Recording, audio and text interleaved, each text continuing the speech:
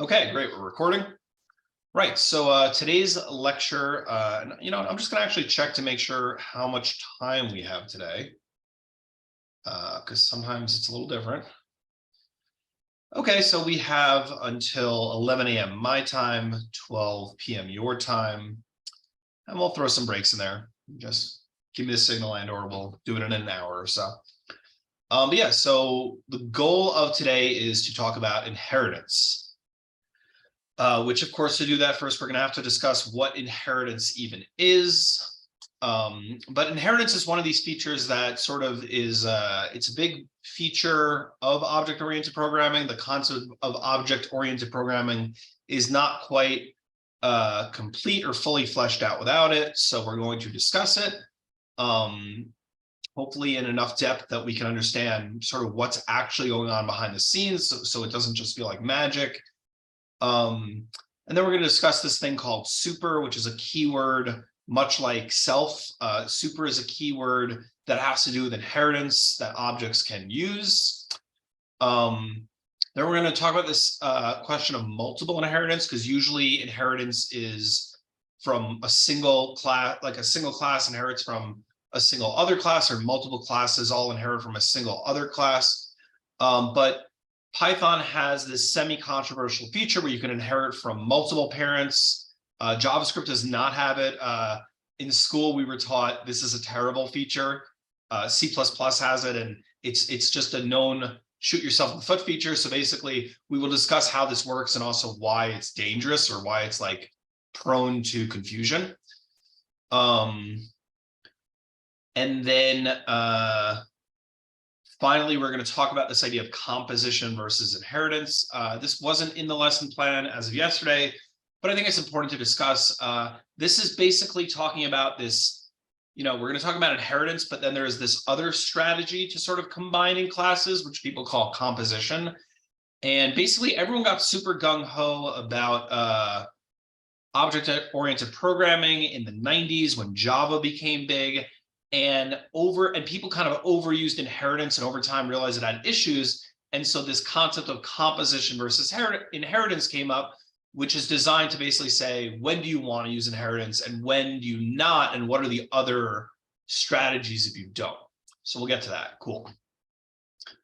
But yeah, first let's review classes a little bit. So this is going to look a little odd, but I made this little file here, and the goal of it is sort of to discuss what we gained from classes, because classes, like most language features, are not like fundamental in the way that like an if statement or a for loop is fundamental. Because an if statement or a for loop, if you didn't have that, you couldn't recreate it with variables or with other language features you already had.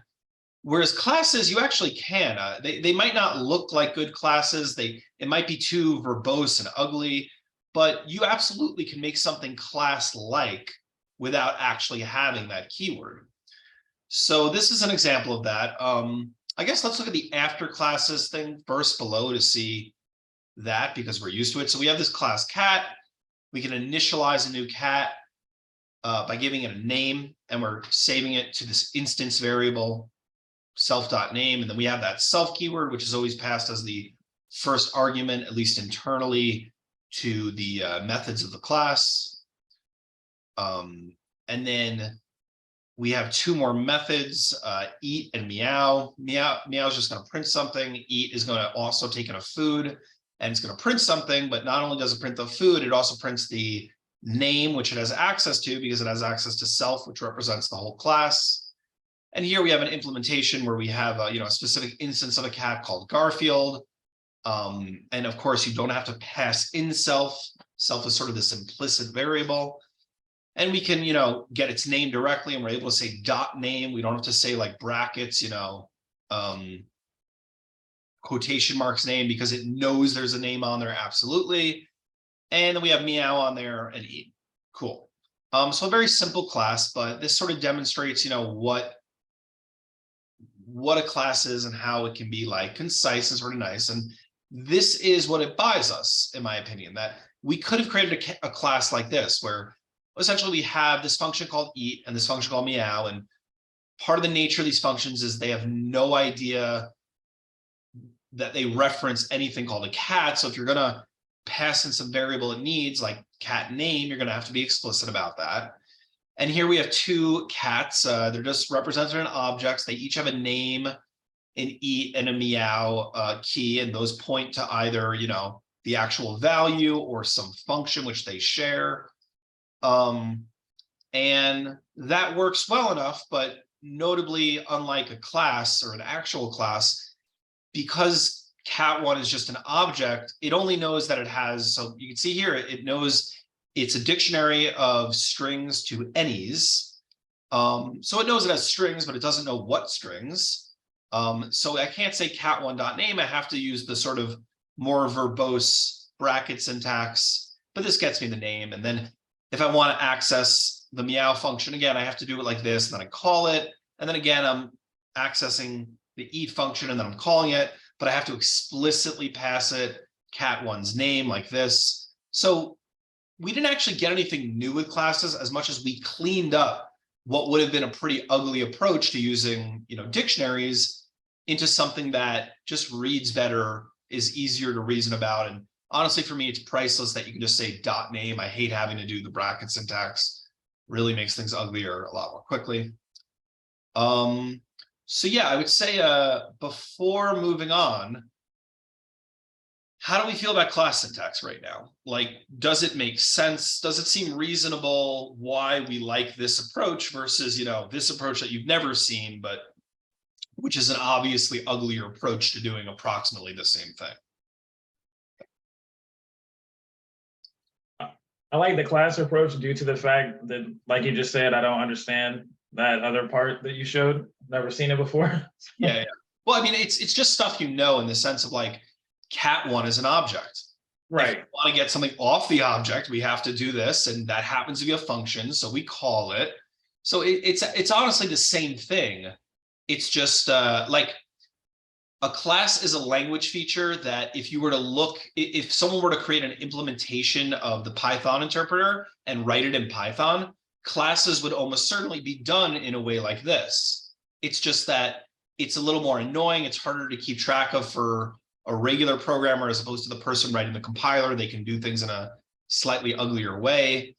And yeah, so classes are mostly buying us this concise way of representing a unique type of dictionary, more or less, with with the concept that some of those key value pairs are going to be methods, and that's going to be easier to do.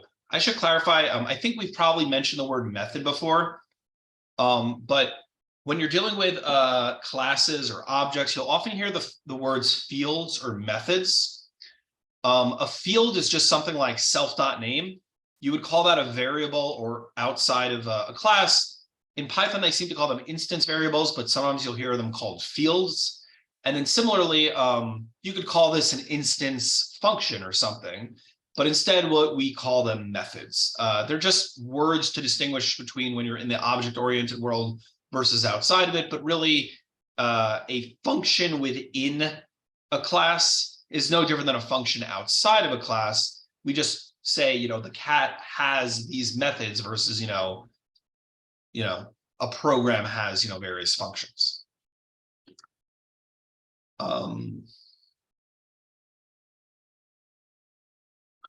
Okay, so we're going to keep walking through this. And I see here, I have, we've kind of done this over and over where we're dealing with this class cat and this class dog, just because there are these basic examples. So here I have two classes, cat and dog. Let's just copy paste that code. So I have a cat, it's got an init, and the only thing that it has on it fundamentally that's an instance variable is name. Then it has this eat function, which takes some food, and then it has a meow function, which just prints meow. And then our dog is more or less the same thing. It has a name, it has eat, and then it has this bark function. And then we could see them work. And, I can run it in case you don't trust me, but, it works like you would expect. And when we look at it, we can kind of clearly see that cat and dog are really not that different. They both have this init function that's identical. They have an eat function that's the same function. And then they just have this difference of one meows and one barks. So that functionality is slightly different, but they share so much. And whenever you're, working with, or whenever you see repetition in programming, there's this phrase that I kind of hate the phrase, but it is a good idea. Some people call this a code smell, as in, once you start seeing repetition, there should be this part of your brain that lights up that says like, hey, why am I repeating myself? And you might remember that there's like, there's these various programming principles, one of them being the dry principle, dry being don't repeat yourself. So anytime you're repeating yourself in code, it's a good time to say like, wait a minute, like if I'm, doing this same functionality over and over again, maybe I can just encapsulate that in a function. And then the function, I just call that function over and over again. And that's how I do it more than once, as opposed to copy pasting code. So with classes, there's actually, you can kind of see how you run into this similar thing where you could have two classes, cat and dog, and they're really similar, even if they're not quite identical. And you might wonder, how can I eliminate that, that duplication? How can I reuse code as effectively as possible? And while that issue might seem like minimal right now, because cat and dog are just, two classes and they're not really big. And, it actually, it's a reasonable strategy up until a certain point to copy paste things, because at least then they sort of remain separate. But imagine if we had, like, we were literally trying to represent every animal on Earth. Well, we wouldn't just have a cat and a dog class. We would have like thousands, if not millions of classes. I don't know how many types of animals there are.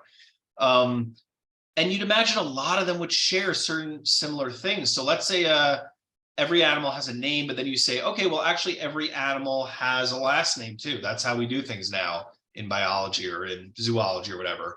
Well, you couldn't just update it in one place. You'd have to update it in every single place. And every single one of those classes would have to now reference that thing. And it's not a great approach if you're going to be scaling up in any sort of way, because that the commonality is not captured as a commonality. It's just they each happen to be similar, but you only are addressing that by copy pasting.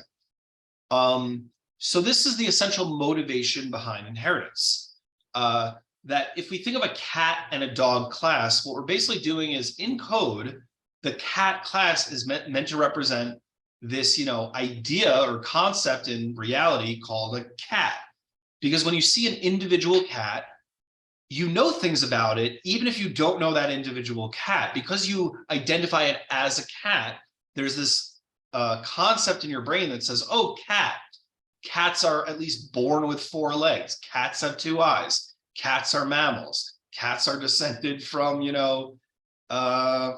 jungle cats like tigers and lions and stuff.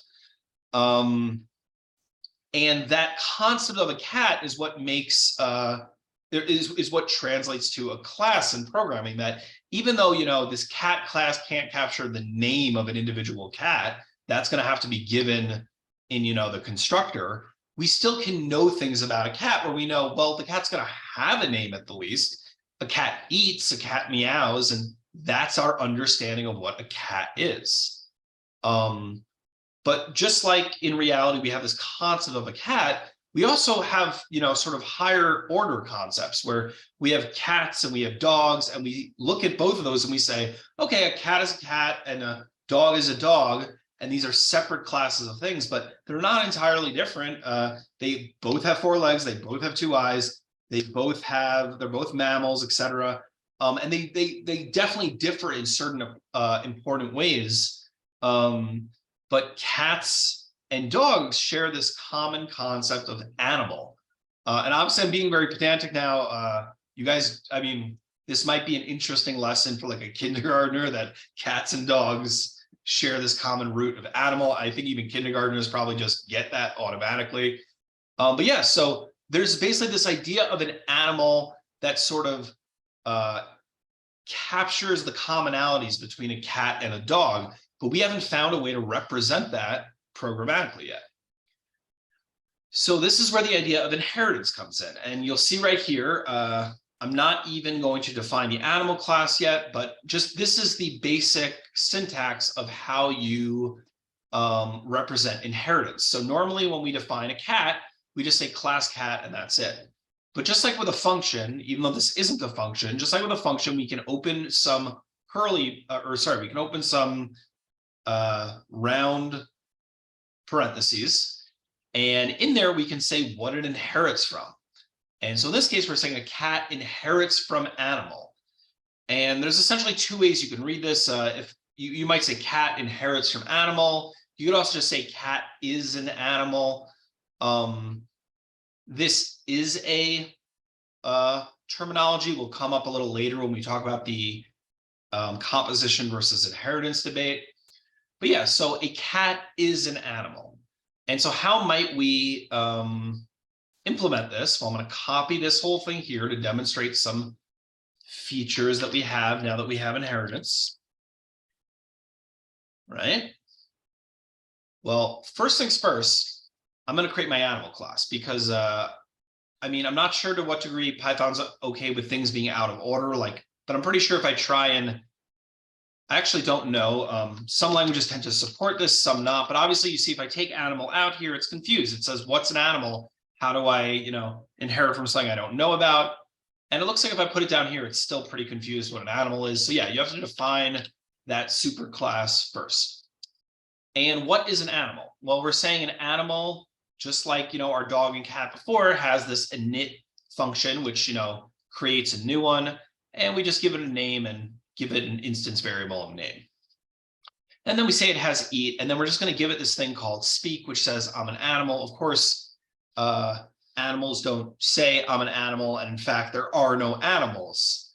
This is a weird point, but in reality, you're never going to encounter an animal. You're always going to encounter a dog or a cat, and that is a specific type of animal. So in object-oriented speak, we would say that animal is not just a class, it's a generic class, which means it's not a class you expect to ever make an instance of directly. Rather, it's a class that other classes inherit from, and then you might have direct instances of that. So now we're defining our dog. And you'll notice first, just like our dog example up here, we are adding bark because bark is not built into sort of the animal idea. And then we're adding this speak function, which sort of overwrites this one over here, and we're going to call self.bark on it. But the important thing to note is that when we're defining this dog class, dog inherits from animal. And you can think of that as if dog inherits from animal, basically we copy paste everything that's in animal, we put it within dog, like right here, and then everything after that might overwrite something before, but basically we get that init for free. So if we don't want to change it, dog already has an init and it's identical to animals. Same with eat, it's identical. Same with speak even, it's going to be identical. But then what we see is that, well, first we don't have bark yet, so we add bark, and then we're actually able to overwrite speak. So if we didn't include this here, we would still have, for an individual dog, a function called speak, but it would default to animals function speak. Whereas when we overwrite it, we can make it specific to a dog. And then you'll see we did the same thing with a cat, it inherits from animal, it got meow specifically.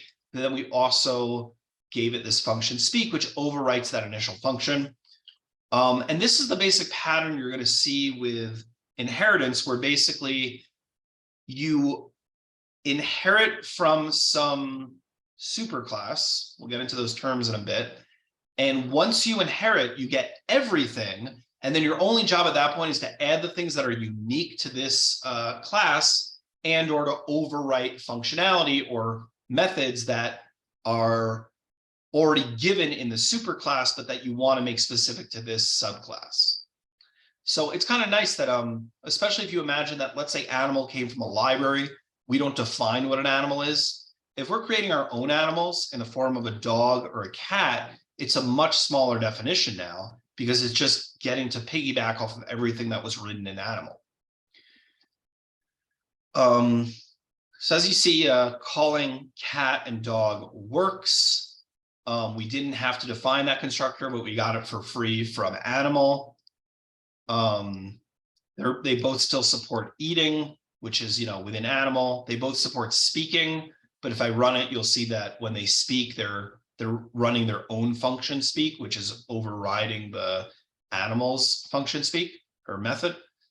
And then they each have their own individual meow and bark methods, and I can run this now. And it works like expected. We're able to create it, then Lucky eats a mouse, then Fido eats a chicken, then Lucky meows, then Fido barks, then Lucky explicitly meows, Fido explicitly barks. And then I added this thing at the end, which is not super necessary, maybe obvious, might look a little complicated, but the point of it is just to say, Lucky does not have a function on it called bark. Fido does not have a function on it called meow, because there's nowhere in dog where we define meow. So dog doesn't know about meow. And similarly, cat doesn't know about bark. So there's no reason sibling classes know about each other at all. And this is one of the reasons why when we get into the terminology, you can call it a superclass or a subclass versus a parent class or a child class. I think the big problem with calling it parent versus child is, even though it's a more natural fit, it doesn't really match parent-children relationships, in the sense that if a parent, like basically people generally don't have just one parent, and if that parent has multiple children, those multiple children would see themselves as related, and yet that's not the case with class inheritance. Instead, dog and cat both inherit from animal, but they've never heard of each other. They don't know about each other on any level. They just know that they come from this root called animal. So it's a pretty different relationship than any sort of family relationship. It really is just more superclass, subclass. Okay, so that's kind of a big knowledge fire hose situation. There's a lot in there. So we're going to keep discussing this, but before we move on, what sort of questions do we have about this current, like this, everything in this scratch pad right now, this example of animal as our superclass and dog and cat as our subclass? How are we feeling about it? So I seen that you had cat and that implements animal, but also looking at the superclass, it has eat in there, but you didn't use eat. But I was just wondering, does cat still have eat? Like, so do you have to implement eat, or like, is it already there? Yeah, exactly. Yeah. So basically all of these functions are in cat automatically. And then I might add or I might overwrite, but I do have all of these. So yes, a cat has not just eat, but also init. So that's why, we didn't even define init on cat. And yet right here, we're able to say Lucky equals cat and it works. And similarly, Lucky is able to eat and it works. So yeah, when that's the big power of inheritance, that you are not just adding these things or overriding things, but you're getting everything that's in animal for free. Whereas if I took this out, it would start to complain pretty quickly, hey, you don't have an init function. So it doesn't even know what cat, it's saying, what are you talking about, cat? There is no function cat that, it just doesn't understand it. Whereas because there is no init in there, but once I add animal, it knows about cat because it's getting its init from animal. And every time you wanted to say like update something, I guess that dog and cat or animal would have, you just update the function in animal class. Exactly. Yeah. So if it's truly something shared, then you just update it in animal. But I feel like what you're getting at is this thing, which is that like basically, what if I have a cat and that cat wants to have an init that is somewhat unique to the cat, but it still has to init it still has to share all the stuff it has with animal. We're going to get to that in a bit with this super keyword, but this is just a simple example in where cat and dog are able to fully inherit that init function. They don't have to specialize it to themselves at all. I have a question. Can you indefinitely go up this ladder of super classes where like animal is inheriting something else and so forth? Yeah, absolutely. Yeah. So that's again the big benefit of object-oriented programming. And I guess it's worth talking about the history of this stuff a little. Like the main reason object-oriented programming took off in the 90s is because software started to get a lot bigger than it ever was before. And the only way to manage software that was getting that large was to have these essentially like hierarchies of classes. So if you were to try and represent all of biology for some reason, you wouldn't just have dog inherits from animal. You'd have like dog inherits from animal, animal inherits from like living being, living being would probably inherit from, you know, a class just called like being, because that would include like viruses, which technically aren't living. And you can just keep going up that chain. And that's generally what you'll see in really large projects where you as the user of some library might only ever use a specific component, a specific class. But if you look in their docs, you'll see like, oh, well, actually, you know, a scroll bar inherits from page components, and page components inherits from components, and components inherits from something called like generic abstract component. And also worth noting is that at the root of all object hierarchies is something called object. So I'm forgetting exactly what it's called in Python, but yeah, basically there's something in Python called object, which is the base class for all classes. And that's why if I were to like if I were to try and play around with like Fido, so Fido is a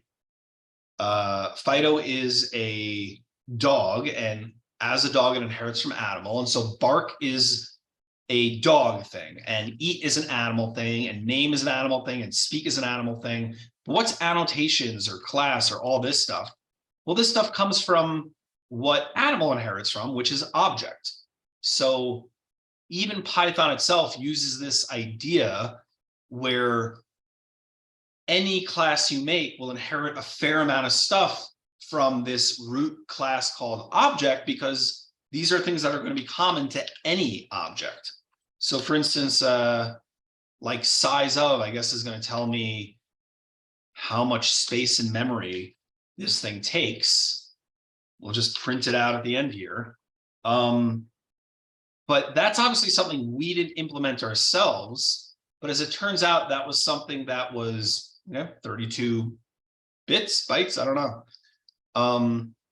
But size of was something that was so generic to not just cats or animals, but to objects, that whoever created that class in the Python standard library was able to write this size of function. And it didn't need to know anything about any of your subclasses. It's able to know enough just by the fact that it knows that your thing inherits from object.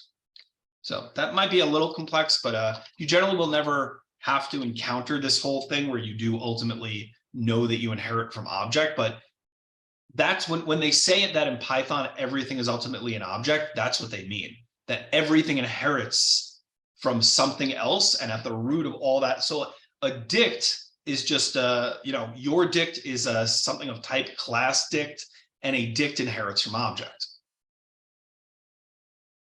Cool. Yeah.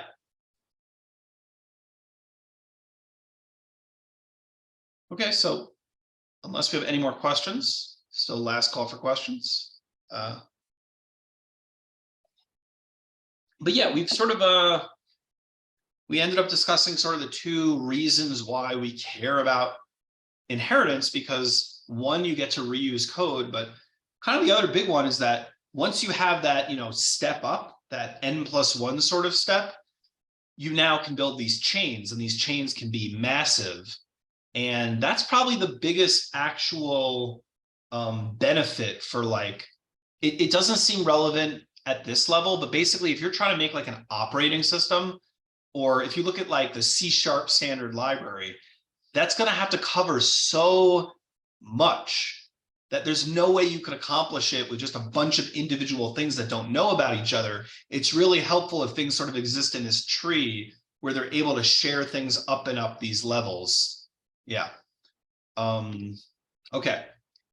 So now we're going to discuss the super keyword a little bit. So just like self is a keyword that only makes sense in the context of an object, super is a keyword that only makes sense in the context of an object that inherits from something. So we'll see in this example how to use super.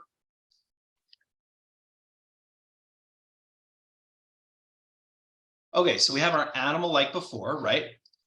But we mentioned here that we're trying to say, okay, well, dogs can be registered service animals, and we want to sort of, capture that somehow in this representation. So we still have our same animal like before, but here we have our dog.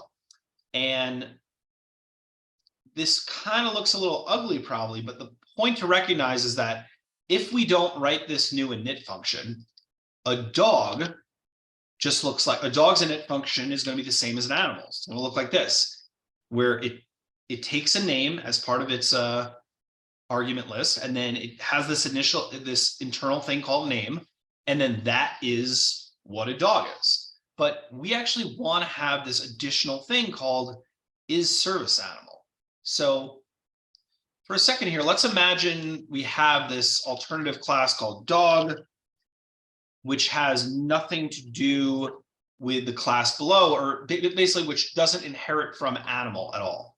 So if that was the case, I would say, well, because it doesn't inherit from animal, I have to define my init myself completely. And I'm just going to say it has, self.name equals name. And we'll say self.is service animal equals is service animal. And then we pass these in here. So basically, this is what we want our init to look like when we're done. But because we're inheriting from animal, it's a little different. And we'll get into why it's a little different in a minute. But basically, first we have to rewrite init, where basically this init here is going to be overwriting our animals init. Just going to comment this out so you know it's not real. So yeah, so our def init here is overwriting this init, and instead of just taking self and name, we're taking self name and is service animal. And then ultimately at the end, we're going to be adding this thing that's unique to a dog called is service animal on the self.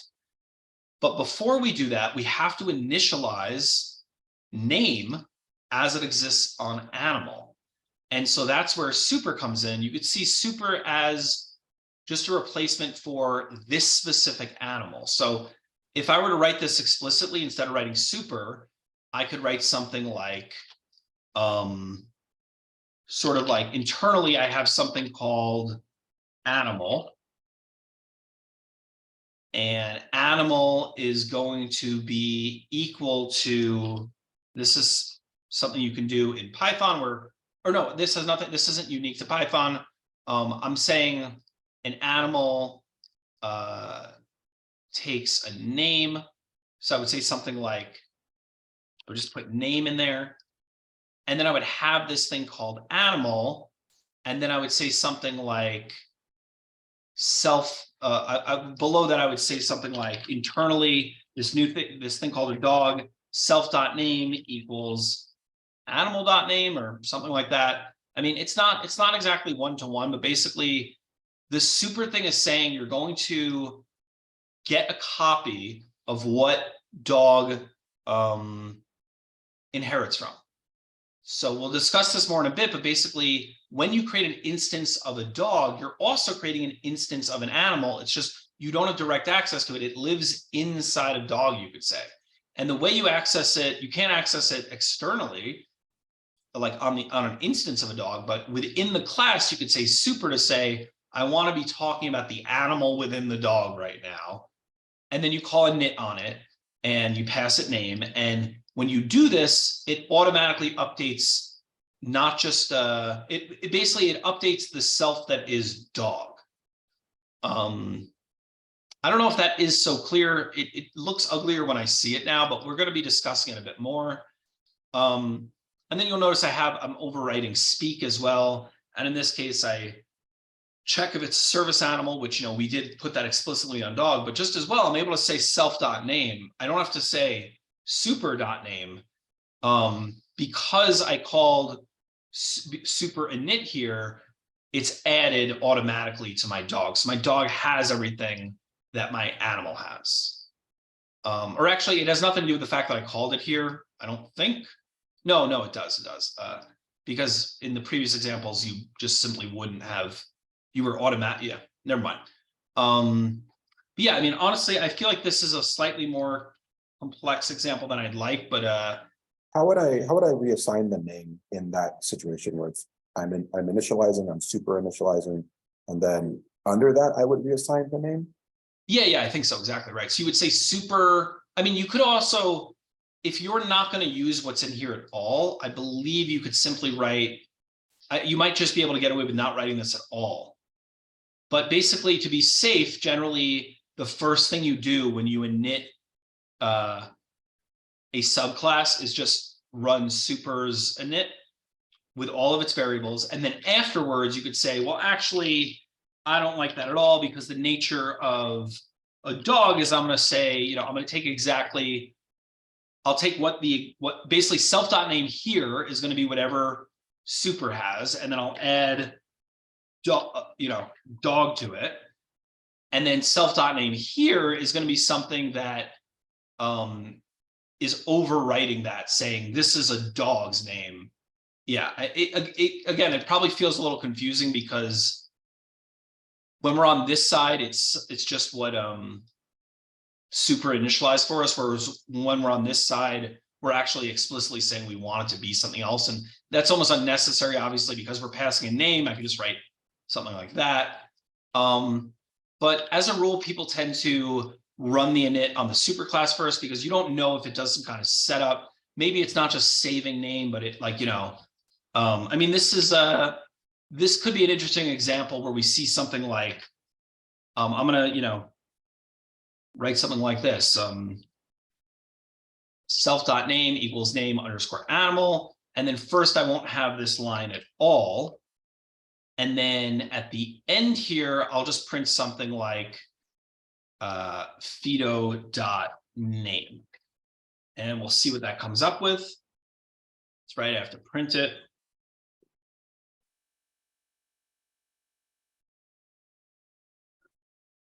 Okay, so it's printing Fido animal. And then let's say I add this in. What would we expect it to look like now? Dog. Well, it would be, what is self.name going to look like initially?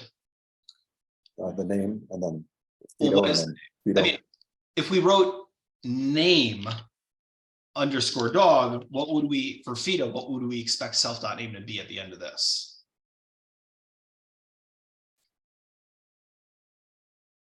Fido Fido underscore dog.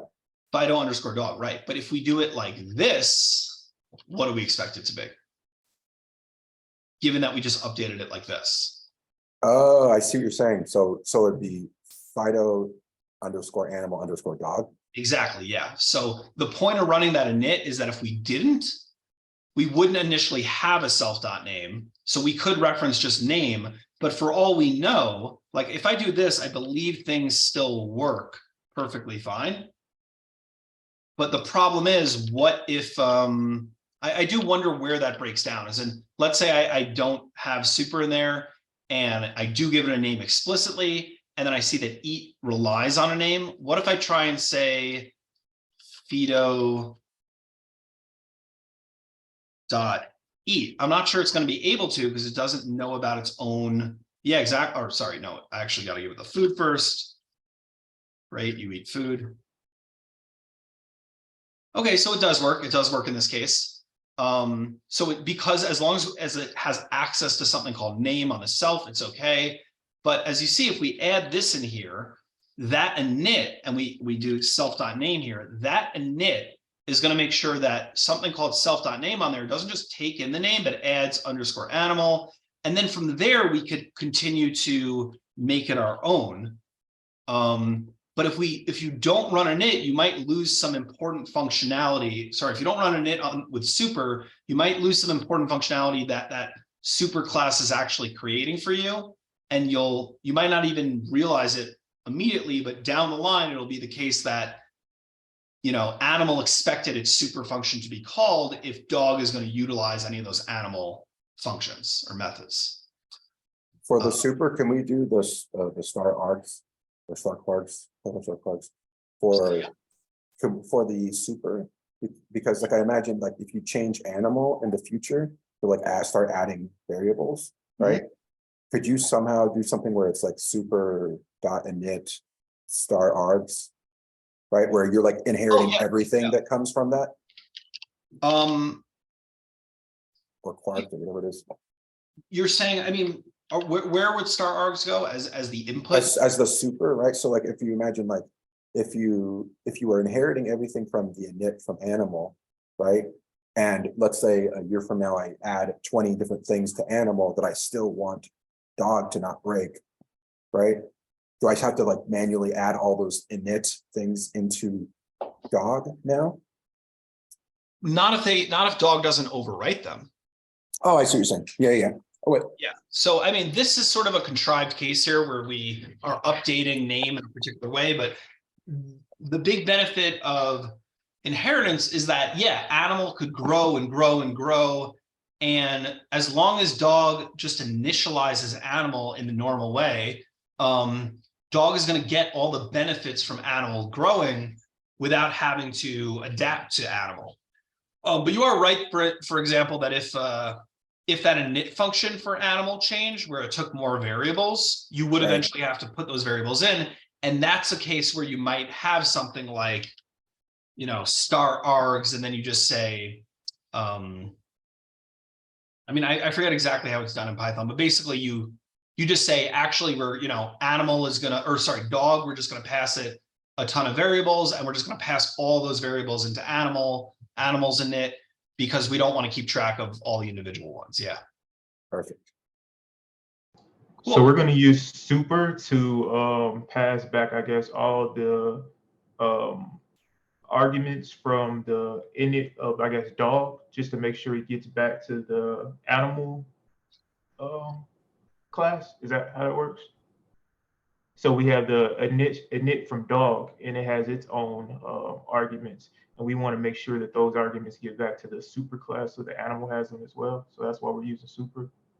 Yeah, I believe we're on the same page. Yeah, we're going to talk about it a little more, but basically, dog has an internal representation, I would say, of animal. Dog contains an animal. You just don't necessarily have to think about it that way, except that if you're creating your own init function for dog needs to make sure that first it creates that internal animal, and then everything on self will represent that it is an animal, and then you can continue to add to it. But without running this, you wouldn't necessarily have initialized that internal animal. And just to note, super doesn't just have to be for init. Super is just a function you can call that will return whatever that parent class is. Gotcha. So you can actually use that on, even if I guess animal, or you can use it on like say eat or speak if it had different things. Yeah, exactly. So you'll see like speak here says print I'm an animal, and here we're just overriding how speak works. But just as well, I could overwrite it, but say like actually first, before you do a unique dog thing, you actually say, well, first announce yourself as an animal. So we're going to say super, and we want super's version of speak. So basically it's a way that like, even though you can override things, within the class itself, you could say, well, sure, I'm overriding speak, but I want to make sure I don't lose the functionality of, you know, my parent class. So, you know, I do have access to that the whole time. And I could like, yeah, this is essentially the reason for super, that while you're overriding things, you might want to still maintain some of the functionality. You might basically just want to add to what exists in that parent class. And so what you do is you create a new class, but within it, the first thing you do is you call the parents version of that class, of that method, and then you do the rest, whatever you want.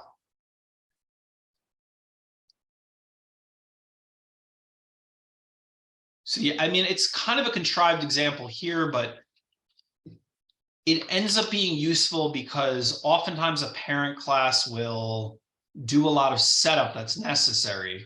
So like in that CSV example from a few days ago, if you look at that CSV class or that CSV module, whatever, you'll see that it has things in it where like it has this class called dialect, and then it has a class called like Excel dialect, which inherits from dialect. And so basically, if one is creating if one wants to use this Excel dialect class, internally, that's almost certainly calling some things on dialect to say, okay, first make sure that everything I need to be set up, knowing it's a dialect, is good. And then from there, I'll get specific about what makes an Excel dialect versus just a general dialect. And I'll warn you up front, you're not going to use super that much because you're probably not going to be creating your own class hierarchies that much. It's more just that you want to know about it because when you use libraries, they are almost certainly using this. I mean, I feel you won't be creating your own class hierarchies that much. That is the truth. But it's still good to know how it works because big projects do use them, and eventually you may be writing those big projects. For the dog subclass, its init function. Do you need that init function, or could you use the animals init function? Like you could just get rid of the init method for dog. Over So here? once you create a dog instance, it would just be using the animals init function. Or does that make sense? That does technically work. That's what we did up here, where our class dog did not explicitly define init. The only reason we're defining an init specifically here is because we're saying, okay, well, an animal takes a name, and then that's all that exists on the animal. Whereas a dog, we wanted to not just take a name, but also a service animal. And then we're adding this idea of is service animal to our dog that doesn't exist on animals. So if we took this out, we could still, based on how it is, create a dog like this, where we just say, okay, well, a dog is Fido. And if we look for dog's init, we'll say, okay, well, does dog have an init? Well, no, but animal has an init. So, okay, dog does have an init then. But that's going to break down once we call, so it's actually interesting because this is part of the nature of Python, is that I think this is what we call duck typing. It's a weird phrase, duck typing, but it means how do you know something's a duck? Well, if it looks like a duck and it quacks like a duck, it's a duck. So basically, we have Fido, and Fido can eat, right? Okay, cool, that works. This only breaks down once we try and call Fido.speak. Why? Because speak is going to run, it's going to say self.isServiceAnimal, and there's no such thing as isServiceAnimal because we never created that variable because we didn't create a unique init. So how can it know about it? And I wonder, yeah, and then that's where it breaks down. Could it have a class instance of its service animal? I'm just curious to where you wouldn't need to initialize it, maybe like a class. Well, I mean, you could theoretically have a class variable is service animal, but it wouldn't make sense in the sense that each individual dog is either going to be or not going to be a service animal. That makes sense. But you are right that if suddenly I had, I prefer to write it like that, but if suddenly I had something up here like this, things would work as far as I know. I think it's getting confused because of the indentation. But if it was for something such as I guess species or something like that, then we could, I guess, technically use that because that doesn't change it. Then you wouldn't need a init method, maybe. Yeah, that is totally reasonable. Yeah, if somehow you're in a situation where the dog as a class has some kind of variable that you want to reference in other functions, but you don't need to add it to the instance of the dog, then you don't need your own init, and so that would work. Yeah. Can dog inherit more things than just animal? So animal stuff, other stuff. Yeah, we're gonna get to that. Oh, got it. Okay. Yeah, that's the next thing we're gonna get to, which I'm excited to talk about in large part because I'm mostly used to JavaScript, and JavaScript does not have this feature. And it's a pretty controversial feature because, I mean, we're gonna explain it and why it's useful, but then immediately after why it's, I guess I'm biased here, but it's a terrible idea to inherit from multiple things, but we'll get to why that is. Yeah, just to Leo's point, because like you could do something where you create a service animal and dog could inherit animal and service animal, and it would inherit all of those features. Exactly. Yeah. And actually what you're hinting at this point is a pattern that is not, it's not like directly implemented in Python, but it's this general idea called an interface, where basically you wouldn't, instead of creating an animal and a service animal class, you would say, okay, well, dog is an animal, but dog also inherits or implements something we would call sort of like service capable or something. And so the idea is service capable could be shared by all sorts of things that just support, you know, having a variable called is service animal and a function called do service. And so, yeah, there's a bunch of these ideas that we end up not getting into, but I think what I'm describing right now is actually in Python what you would call a mixin. So it's a way of like adding a little bit of functionality to an existing class without having to define a whole new class and an inheritance. But yeah, the first thing we're gonna do is talk about this multiple inheritance thing, and I believe even mixins are considered dangerous. There's a lot of reasons why that are not obvious up front why doing funny things with sort of adding functionality can be tricky. But yeah, let's get to it. We did super. Okay.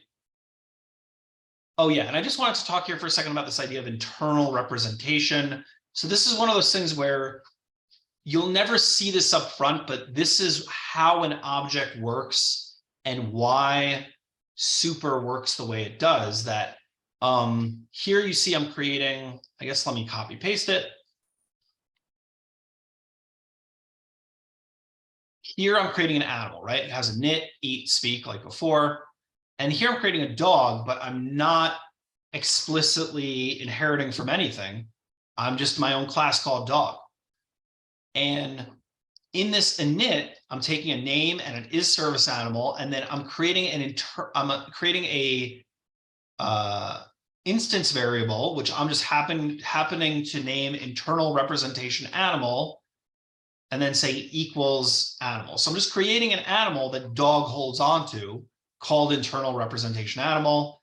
And then I have my own thing called is service animal. And then later I can do exactly what I did before, but instead of saying self.name, well, self doesn't have a name on it. I have to say self dot get the animal, the instance of the animal that, you know, I hold on to, and then get the name.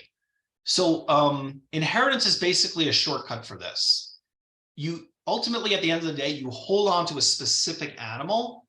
And every time if I say self.name in the normal approach, and name isn't, what basically it does is it says, okay, well, does dog itself have a name on it? No, it doesn't. Okay, well, does dog inherit from anything? Well, it inherits from animal. Okay, well, let's look there.